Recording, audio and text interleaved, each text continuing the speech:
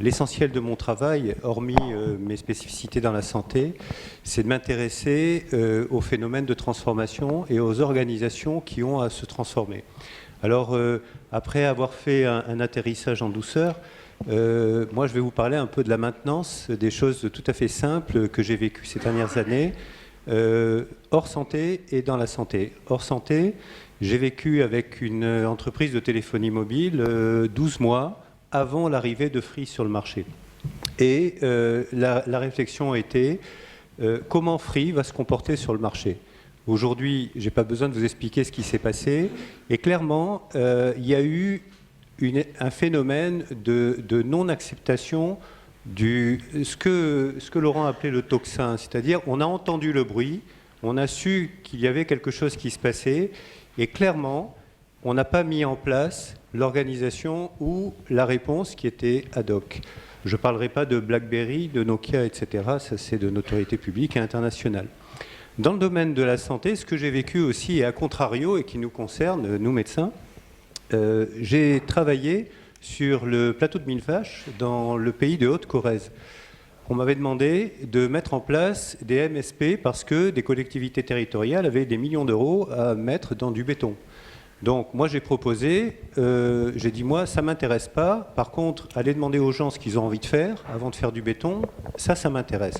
On m'a donné la mission et finalement on a fait le premier pôle de santé de pays sur le plateau de Millevaches, pays de Haute-Corrèze, et on s'est aperçu, je me suis aperçu, que tous les médecins et les soignants que je rencontrais, au-delà des médecins, y compris à l'hôpital, tout le monde avait une idée assez intelligente de l'avenir, y compris ceux qui allaient partir à la retraite. Et donc, du coup, à partir de ce qu'ils nous ont donné comme matériel, on a construit le pôle de santé. C'est-à-dire qu'on a mis très peu d'investissement, si ce n'est évidemment dans une organisation commune, et vous l'aurez compris, dans le système d'information. Première chose. Deuxième chose, il y a à Saint-Brieuc une activité de télédialyse qui fonctionne depuis 10 ans, avec Saint-Pierre-et-Miquelon et avec un certain nombre d'activités de télédialyse en Bretagne. Cette activité marche très bien, elle a été évaluée, etc. et elle démontre jusqu'au bout son efficience, puisqu'elle dit globalement on économise 10 000 euros par patient et par an pour ne pas les transporter et pour ne pas transporter aussi les médecins qui font les consultations à distance, etc. Les patients sont satisfaits, les médecins sont satisfaits et ça roule. Voilà, c'est une expérience, évidemment, aujourd'hui, très peu de télédialyse en France, alors que le processus même de la prise en charge en télédialyse est parfaitement codifié. C'est un processus national, il est codifié, on sait exactement qu'on aura à peu près 4% de plus de patients dialysés, tatati, tatater, bref. Tout ça est connu et on en est là. Le télé-AVC, enfin, et c'est une expérience pour moi d'approfondir cet aspect-là, c'est que quand on a commencé à s'intéresser au télé-AVC, globalement, les experts disaient, écoutez, vous nous emmenez tout, c'est pas grave, on va s'occuper, de toute façon, nous, on sait faire. Et au fond, le vrai sujet du télé-AVC il y a 15 ans, c'était comment on met quelqu'un dans un hélicoptère le plus vite possible pour l'emmener là où c'était le bon endroit.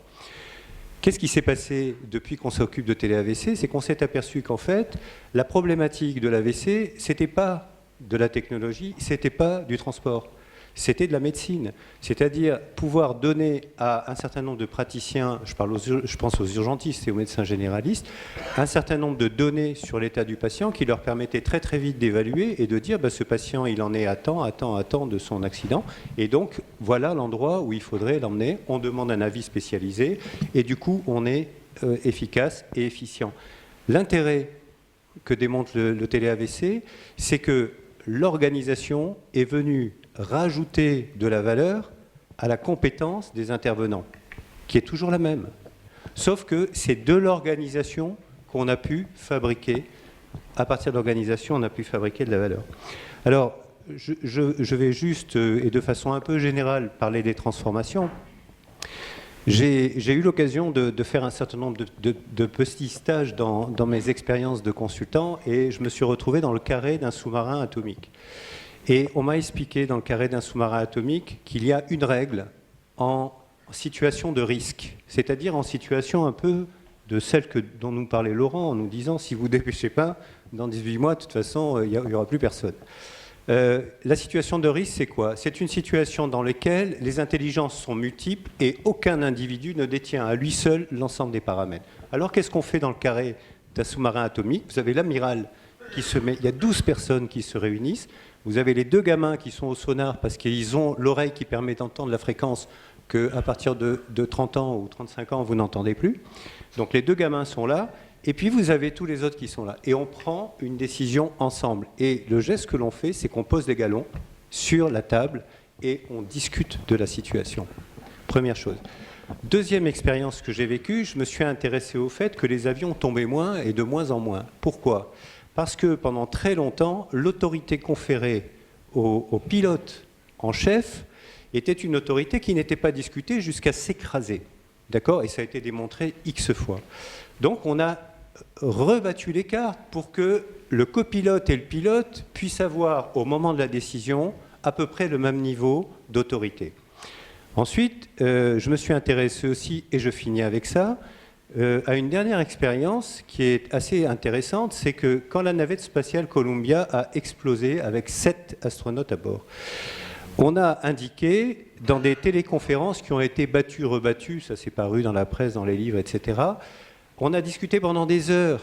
Et il y a plein de gens qui ont dit « attention, attention, attention ». Non entendu, non appliqué. On avait juste oublié qu'on avait fabriqué des joints pour la Floride, mais vous savez qu'en Floride, il fait chaud, sauf que ce jour-là, il faisait moins 10. Et bien, un joint, quand il y a moins 10, il ne tient pas et la navette explose. Et tout avait été dit, c'est-à-dire que quand on a repris les bandes enregistrées des éléments d'échange entre les acteurs, on a retrouvé tous ces éléments. Alors, je conclus en disant quoi? En disant que dans la transformation, on l'a évoqué, on a parlé de jacobinisme et de jacobins et de girondins, mais on pourrait aujourd'hui en parler autrement. Il y a un problème sur la décision. Il y a un problème sur la décision qui confère l'autorité ou l'autorité qui confère la décision. Et il va falloir choisir dans des sociétés où ça déboule à 300 à l'heure, voire plus, peut-être le TGV à 500 à l'heure bientôt, il va falloir décider que le processus de décision n'est peut-être plus celui qui a été si brillant à partir des années 50 jusqu'aux années 2000. Peut-être que autant de centralisation de l'intelligence, autant de hiérarchisation des positions, peut-être que c'est trop, un peu la question que posait Alain. Un deuxième élément qui me semble très important, et on parlait d'expérimentation, c'est madame qui disait on en a marre d'expérimenter. Alors, moi je pense que l'expérimentation, aujourd'hui, ça s'appelle une rupture. C'est-à-dire, et là je reviens sur la décision, et au fond je m'adresse à la secrétaire de la conférence des ARS pour lui dire, moi je pense que les ARS aujourd'hui sont l'instrument utile pour, de temps en temps, ou peut-être plus souvent que de temps en temps, décider des zones de rupture sur des expérimentations qu'il faut continuer. Par contre, là où il faut accepter de changer nos paradigmes dans l'expérimentation, c'est dans ce que j'appellerais la culture de la faute. Il faut arrêter de fonctionner avec ce que moi j'appelle le syndrome de la dictée, qui est un mal français total, c'est-à-dire que quand vous avez écrit 100 mots, eh bien vous aurez 0 si vous avez 10 fautes, les 90 mots justes ne comptent pas. Et ça, c'est un phénomène très important qui est inscrit dans nos pratiques d'expérimentation.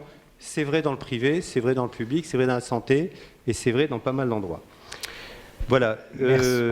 Merci Bernard. Merci Bernard Castel. Oui.